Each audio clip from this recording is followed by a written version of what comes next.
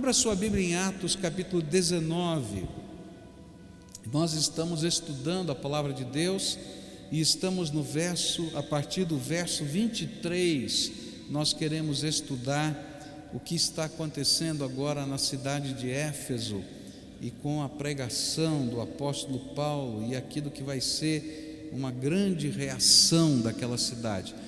Diz assim a palavra do Senhor: naquele tempo houve um grande tumulto por causa do caminho. Um ourives chamado Demétrio, que fazia miniaturas de prata do templo e de Artemis, e que dava muito lucro aos artífices, reuniu-os com os trabalhadores dessa profissão e disse: senhores, vocês sabem que temos uma boa fonte de lucro nesta atividade, e estão vendo e ouvindo como este indivíduo, Paulo, está convencendo e desviando grande número de pessoas aqui em Éfeso e em quase toda a província da Ásia. Diz ele que deuses feitos por mãos humanas não são deuses. Não somente há o perigo de nossa profissão perder a sua reputação, mas também de o templo da grande deusa e a própria deusa adorada em toda a província da Ásia e em todo o mundo ser destituída de sua majestade divina. E ao ouvirem isso, eles ficaram furiosos e começaram a gritar: grande é a Artemis dos Efésios. Em pouco tempo a cidade toda estava em tumulto. O povo foi às pressas para o teatro, arrastando os companheiros de viagem de Paulo, os macedônios Gaio e Aristarco. E Paulo queria apresentar-se à multidão, mas os discípulos não o permitiram. E alguns amigos de Paulo, dentre as autoridades da província, chegaram a mandar-lhe um recado, pedindo-lhe que não se arriscasse a ir ao teatro. A assembleia estava em confusão. Uns gritavam uma coisa, outros gritavam outra. A maior parte do povo nem sabia por que estava ali. Alguns da multidão julgaram que Alexandre era a causa do tumulto, e quando os judeus o empurraram para frente, ele fez sinal pedindo silêncio com a intenção de fazer sua defesa diante do povo. Mas quando ficaram sabendo que ele era judeu, todos gritaram a uma só voz durante cerca de 2 horas: grande é a Artemis dos Efésios. O escrivão da cidade acalmou a multidão e disse: Efésios, quem não sabe que a cidade de Éfeso é a guardiã do templo da grande Artemis e da sua imagem que caiu do céu? Portanto, visto que esses fatos são inegáveis, acalmem-se e não façam nada precipitadamente. Vocês trouxeram estes homens aqui, embora eles não tenham roubado templos nem blasfemado contra a nossa deusa. Se Demétrio e os seus companheiros de profissão têm alguma queixa contra alguém, os tribunais estão abertos e há procônsules, eles que apresentem suas queixas ali. E se há mais alguma coisa que vocês desejam apresentar, isso será decidido em assembleia conforme a lei. Da maneira como está, corremos o perigo de sermos acusados de perturbar a ordem pública por causa dos acontecimentos de hoje. Nesse caso, não seríamos capazes de justificar esse tumulto, visto que não há razão para tal. E tendo dito isto, encerrou a assembleia. É interessante perceber que toda vez que a igreja cresce, há um movimento convulsivo que tenta impedir esse crescimento e promover de alguma maneira cegueira espiritual no meio daquela localidade. Você vai lendo o livro de Atos dos Apóstolos, você vai perceber isso. A igreja começa a crescer, surge um movimento de revolução quase na cidade, tentando impedir o avanço do evangelho e promovendo uma espécie de cegueira espiritual na cidade. Esta cegueira, ela tem a potencialidade para se tornar um movimento assassino. E por isso a leitura desse texto nos mostra a preocupação tanto dos judeus quanto dos cristãos, como também das autoridades constituídas em restabelecer a ordem social, pois as possibilidades de uma tragédia sanguinolenta sempre existem em movimentos de cegueira espiritual que tomam os contornos da intolerância religiosa. Era muito rápido, daquela confusão, daquela gritaria, alguém começar a bater em alguém, alguém começar a brigar com alguém e, com certeza, não apenas feridos, mas também mortos. Quais são as causas da cegueira espiritual que estavam atuando neste episódio e que continuam a atuar nos episódios modernos de cegueira espiritual? Há várias causas ou várias forças que o inimigo usa para tentar frear o avanço do Evangelho. E estas coisas foram usadas naquele tempo, foram usadas ao longo da história da igreja e continuam a serem usadas hoje no Brasil, em qualquer lugar do mundo, porque continuam a ser armas de cegueira espiritual.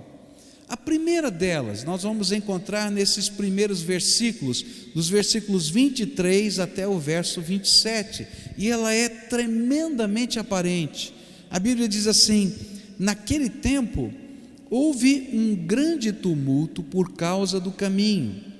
Um ourives chamado Demétrio, que fazia miniaturas de prata do templo de Ártemis e que dava muito lucros aos artífices, reuniu-os com os trabalhadores dessa profissão e disse: senhores, vocês sabem que temos uma boa fonte de lucro nesta atividade e estão vendo e ouvindo como este indivíduo Paulo está convencendo e desviando grande número de pessoas aqui em Éfeso e em quase toda a província da Ásia. Diz ele que deuses feitos por mãos humanas não são deuses. A primeira ferramenta ou a primeira arma que está sendo usada para promover a cegueira espiritual eram os interesses econômicos. Havia grandes interesses econômicos, e a Bíblia diz isso, e esses homens dizem isto. E muito da cegueira espiritual que estava sendo trabalhada naquele contexto tinha por trás interesses econômicos. De quem? Dos fabricantes de imagens e dos fabricantes de modelos do templo da deusa Ártemis. Se o evangelho continuasse crescendo, o cenário econômico da cidade e, consequentemente, dos fabricantes de imagens sofreria um grande revés. Por isso, a indústria da idolatria se uniu aos comerciantes de imagens e modelos para fazer um lobby que conseguisse expulsar os crentes e os judeus da cidade. A pregação deles colocava em risco a economia pessoal de alguns e regional, que estava pautada nesse tipo de negócio. É interessante perceber como os interesses econômicos se tornam ferramenta que promove cegueira espiritual, cegueira moral e até a promoção social do pecado. E a gente vai olhar isso. Por exemplo, há uma grande defesa no jogo no Brasil. E a gente sabe que jogo sempre vai ter por detrás, não é? O crime organizado, a lavagem do dinheiro, além da desgraça das famílias, porque as pessoas vão perder tudo num cassino ou num negócio de jogo que seja A ou B. Mas o grande argumento, por exemplo, no Congresso brasileiro não é esse. É quanto dinheiro nós vamos poder arrecadar de impostos, quanto dinheiro vai circular na cidade, quantos empregos nós vamos fazer, e aí os interesses econômicos se sobrepõem aos interesses morais, éticos, pessoais e assim por diante. E toda vez que a igreja começa a crescer e começa a falar de valores espirituais, éticos e morais, ela bate de frente com alguns interesses que incentivam o pecado de várias maneiras. E por isso não convém que essa pregação seja colocada. É por isso que, quando Jesus pregou o Evangelho na cidade de Jerusalém, e ele entrou no templo, e ele percebeu que haviam transformado o templo e a fé num grande negócio lucrativo, ele vai e expulsa todos os negociantes. E o interessante é que quem vem tirar satisfação com Jesus, porque ele tinha expulsado os negociantes do templo, não foram os negociantes, foram os líderes espirituais da nação, que tinham transformado a fé num grande negócio, e de alguma maneira estavam patrocinando a cegueira espiritual. Quando Jesus expulsou os demônios do Gadareno, e aqueles demônios entraram nos porcos, lembram desse fato? Aí os donos dos porcos e as pessoas da cidade ficaram com grande temor de Deus, porque viram o gadareno são, curado, mas disseram para Jesus: vai embora, porque esse negócio de salvação está fazendo a gente perder o negócio, e perder o dinheiro. E ao longo da história nós podemos perceber as várias perseguições à pregação do Evangelho acontecendo e sendo promovidas, ora por uns, ora por outros, mas sempre tentando manter os interesses econômicos que eram promovidos, motivados às vezes até pela fé popular. É interessante que por detrás de toda a idolatria há um grande negócio. Mas o ponto de vista que a gente vai olhando aqui é incrível. É que estas coisas também acontecem não apenas quando a gente olha para uma cidade ou para uma nação, mas do ponto de vista individual da gente. Às vezes a gente não toma as atitudes que Deus quer que tomemos por temores de questões financeiras. Há pessoas, por exemplo, que não se permitem serem transformadas pela graça de Deus, porque os valores do Evangelho afetariam os seus negócios. Eu me lembro de ter conversado uma vez com uma família em que o Evangelho estava entrando naquela casa, e uma pessoa se converteu e começou a pregar o Evangelho para toda a família. Mas a família toda entrou em conflito com o Evangelho, não por causa da mensagem do Evangelho, mas por causa das consequências da mensagem do Evangelho, porque aquela família toda era dona de uma rede de motéis dentro daquela cidade, e por detrás dos motéis existia uma rede de prostituição. E se eles recebessem Jesus como Senhor e Salvador, o que eles fariam com os negócios da família? Porque eram negócios que se passavam de geração a geração. Aqueles que se converteram de fato, tiveram que deixar esses negócios, até mudaram de cidade. Mas aqueles que não quiseram ouvir a mensagem do Evangelho foram cegados, porque havia interesses econômicos que representavam uma mudança de valores de vida. Eu me lembro de um senhor que recebeu Jesus como Salvador, e ele então foi conversar comigo, e ele disse assim: pastor, eu estou em crise. Qual é o problema?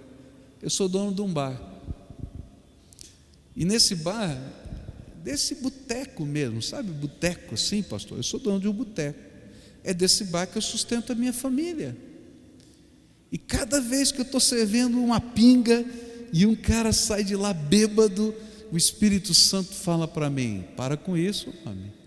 Você está ajudando a desgraça dos outros. Mas eu estou em crise, como é que eu vou mudar de vida? Porque representa parar de fazer a única coisa que eu fiz a vida inteira. Como é que funciona?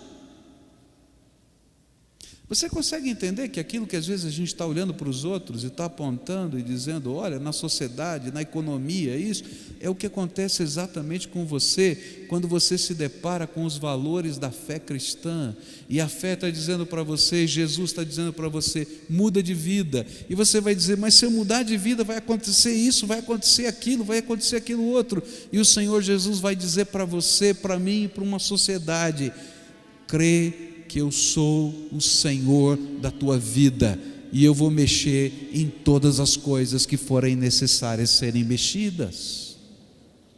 Eu não quero dizer para você que você não vai passar lutas, ou você não vai abrir mão de alguns confortos.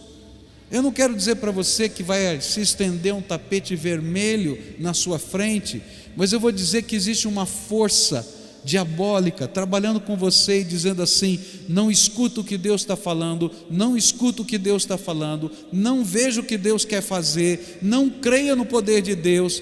E uma das razões que o inimigo vai colocar para você é grana, porque ele vai mexer nos negócios escusos, na sua declaração de imposto de renda, no jeito que você comercializa, se você dá nota fiscal, se você não dá nota fiscal, se você recebe por fora ou paga por fora, porque Jesus vai dizer para você: não dá para ter dois senhores, ou você tem um ou não tem nenhum, ou eu sou o Senhor da tua vida ou não sou. E essa é uma das maneiras como Satanás trabalha a cegueira espiritual na nossa vida. Ele usa na nossa vida, numa sociedade, numa família às vezes, os interesses econômicos, para dizer para a gente que não dá para seguir a Jesus de todo o coração. É interessante que é muito comum perceber nesses momentos as pessoas tentando compatibilizar o que é incompatível, e tentando fazer um acordo com Deus, e me perdoem aqui o trocadilho, e outro com o diabo. Então eu resolvo um probleminha aqui com Deus, e o outro eu dou um jeitinho para lá. Mas não tem jeito, queridos, ou nós ouvimos a voz de Deus ou não ouvimos. É assim que funciona. E tem mais: se você tentar compatibilizar essas coisas, Deus vai revelar o pecado, porque Deus é santo e não dá para Ele fazer alguma coisa assim, mais ou menos. Eu não sei o que você sentiu quando as televisões do nosso país mostraram um grupo de pessoas lá em Brasília recebendo a propina e depois fazendo oração e agradecendo a Deus pelo dinheiro. Sabe o que eu senti? Eu senti assim: obrigado, Senhor, porque Tu és santo, e que nada fica oculto nessa terra daquilo que o Senhor vê como pecado. E Deus publicou nos jornais de toda a nossa nação, e isso foi repetido N vezes, para Deus dizer: não tenho nada a ver com esse negócio, eu sou um Deus santo. Porque toda vez que a gente tenta fazer essa compatibilização, a gente está dizendo que é tudo a mesma coisa, que tudo pode ser feito, desde que a gente tenha algum tipo de fé, que a gente faça algum tipo de oração, que a gente tenha algum tipo de religião.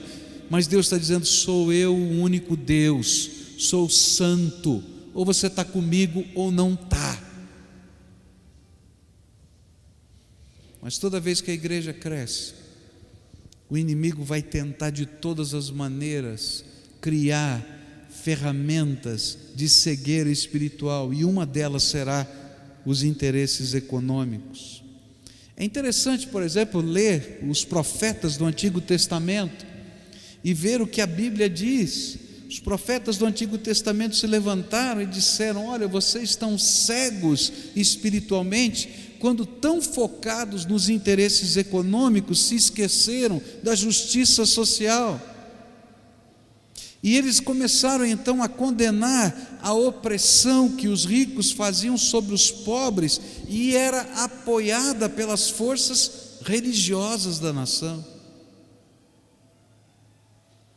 Mas toda vez que o reino de Deus entra em uma localidade, de verdade, esse reino abala os poderes do pecado na comunidade, e por isso ele é perseguido em nome da economia de mercado. Posse, poder, continuam sendo grande motivação que cega os nossos olhos espiritualmente para a verdade de Deus.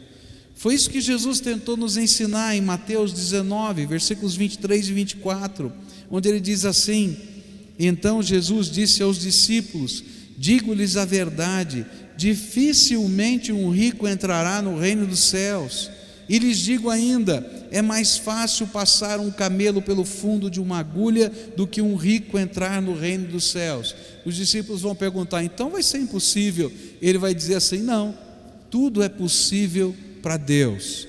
Deus vai poder trocar o coração de alguém, mas se não quiser mudar de valor, mudar de dono, mudar de senhor, não vai funcionar.